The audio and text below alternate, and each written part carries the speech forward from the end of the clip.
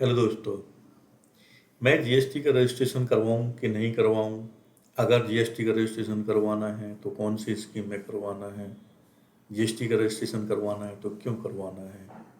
इन सब के बारे में जानना है तो आइए आज मैं आपको डिटेल से बताता हूं। मैं Rajkumar Saxena, the promoter of Raj digital park GST Suvidha Kendra. तो दोस्तों, सबसे पहले आपका क्वेश्चन यह है कि जीएसटी में रजिस्ट्रेशन करवाना चाहते हैं या नहीं। अगर आंसर हाँ में है तो मैं आपसे पूछूंगा कि आप कौन सी स्कीम में जीएसटी रजिस्ट्रेशन करवाएंगे। आपको नहीं मालूम तो फिर मैं आपको बताता हूँ। पहले आपको दोनों स्कीम समझनी होगी। जीएसटी में दो स्कीम होती हैं, एक होती है रेगुलर स्कीम, एक होती है कंपोजिशन स्कीम। तो रेगुलर स्कीम और कंपोजिशन स्कीम में क्या फ़ायदे हैं, क्या नुकसान है, हमें ये जानना ज़रूरी है। हमें अगर जीएसटी में रजिस्ट्रेशन करना है तो कौन सी स्कीम में करना है, इसका कंटेंट है। रेगुलर स्कीम, इसका मीनिंग क्या है? कंपोजिशन स्कीम, इसका मीनिंग क्या है? दोनों में डिफरेंस क्या है? इन दोनों के डिफरेंस को समझने के बाद, दोनों स्कीम को समझने के बाद हमें ये जानकारी मिल जाएगी कि हमें कौन सी स्कीम में रजिस्ट्रेशन करना चाहिए और किन परिस्थितियों में करना चाहिए। तो आइए जानते हैं रेगुलर स्कीम और कंपोजिशन स्कीम के बारे में। Regular scheme, this is the basic registration of a business under GST available to all businesses. It may or may not be mandatory to register under the scheme depending upon your turnover. अगर आपको इसके बारे में और detail में जानना है तो मैंने यहाँ पर क्लिक हियर करके लिंक अपने वीडियो की अटैच की है। आप इस पर क्लिक करेंगे तो सीधा मेरे पुराने वीडियो पर चले जाएंगे, जिसमें मैंने रेगुलर स्कीम के बारे में आपको बहुत विस्तार से बताया है। फिर भी इतना बता देता हूँ कि जब आपकी थ्रेशोल्ड लिमिट 40 लाख से ऊपर पहुँचती है और नॉर्थ ईस्ट राज्यों में जो हैं, त्रिपुरा है, मेघालय है, मणिपुर है, अरुणाचल प्रदेश है, उत्तराखंड है, इस टाइप से 8 राज्य हैं, उनमें 20 लाख से अधिक अगर टर्नओवर आपका पहुंच जाता है, 20 लाख से अधिक टर्नओवर सर्विस टर्नओवर, 40 लाख से अधिक टर्नओवर आपका प्रोडक्ट का टर्नओवर अगर पहुंच जाता है तो आपको जीएसटी में रजिस्ट्रेशन करवाना ज़रूरी होता है। तो आइए हम आपको ले चलते हैं अब कंपोजिशन स्कीम में। और ज़्यादा जानकारी के लिए आप हमारा लिंक क्लिक कर लीजिएगा।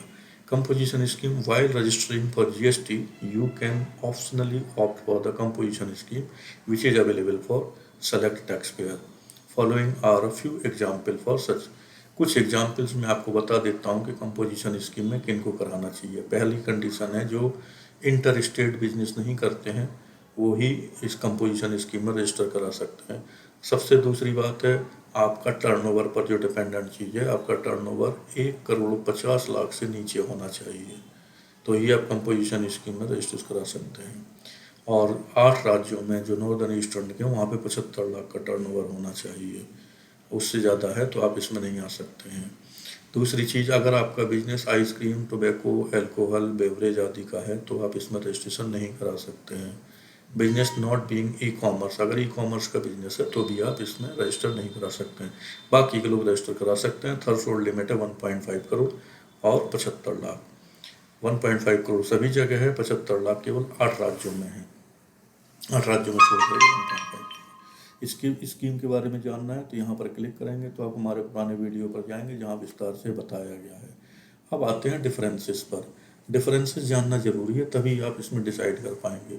तो सबसे बड़ा डिफरेंस है दोस्तों, रेगुलर स्कीम और कंपोजिशन स्कीम में आपको एक बल्ब ऑन हिट और टिप्स देने जा रहा हूँ, वो है इनपुट टैक्स क्रेडिट।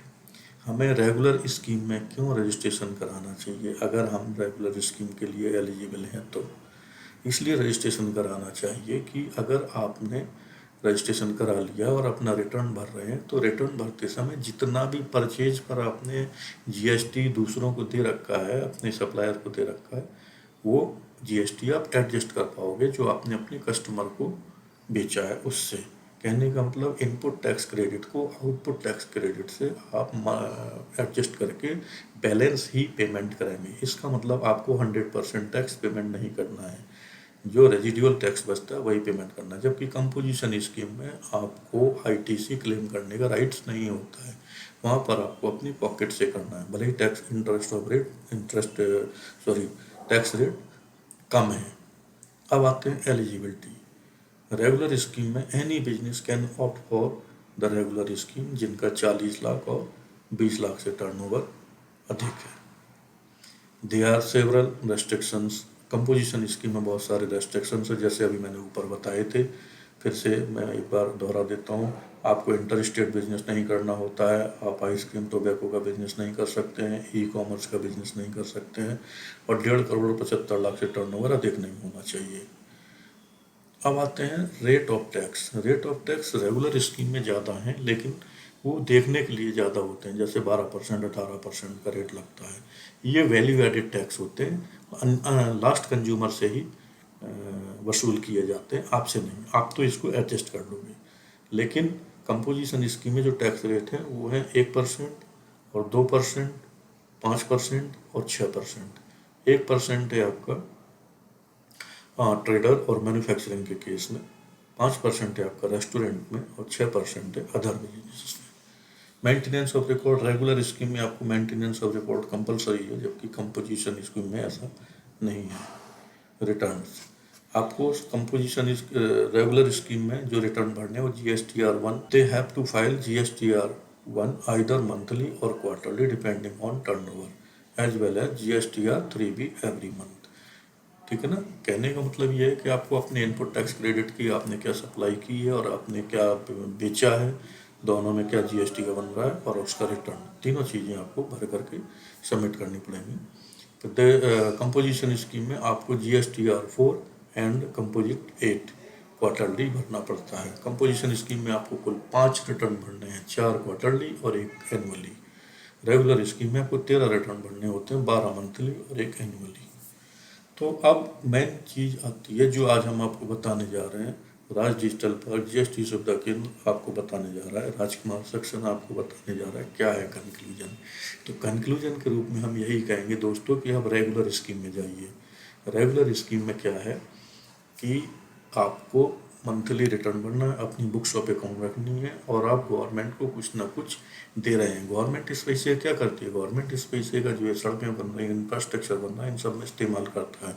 अगर हम टैक्स की चोरी करेंगे तो गवर्नमेंट के पास पैसा नहीं पहुँचेगा और मान्य बचेगा। तो हमें टैक्स की चोरी ना करके हमें जीएसटी में रजिस्टर कराना चाहिए और जीएसटी में पेमेंट समय पर करते रहना चाहिए। कंपोजिशन स्कीम में अगर आप करवाना चाह रहे हो तो उसमें बहुत ही कम रेट ऑफ इंटरेस्ट, लेकिन अपनी पॉकेट से देना पड़ता है। उसमें आप टैक्स को एडजस्ट नहीं कर सकते हो, इनपुट टैक्स क्रेडिट नहीं कर सकते हो। तो दोनों ही स्कीम अपनी अपनी जगह पर सही हैं, लेकिन मैं फिर से बोलता हूँ, कंपोजिट स्कीम के लिए अगर आप मैंडेटरी हैं तो ज़रूर करवाइएगा, और अगर कंपोजिशन स्कीम के लिए अगर आप डिजर्व करते हैं, जैसे आपका 1.5 करोड़ से नीचे का टर्नओवर है, 75 करोड़ लाख से नीचे का टर्नओवर है, आप इंटर स्टेट बिजनेस मतलब सभी शर्तों को पूरा करते हैं तो कंपोजिशन में जाइए, अदरवाइज आपको रेगुलर स्कीम में ही जाना चाहिए। तो दोस्तों कैसी रही आज की जानकारी आपकी। तो दोस्तों और अधिक अच्छे अच्छे वीडियो जानने के लिए आप हमारे चैनल राज डिजिटल पार्क को जरूर सब्सक्राइब करिएगा, बेल आइकॉन पर क्लिक करिएगा, और ऐसे ही हमसे मिलते रहिएगा। नमस्कार, जय हिंद।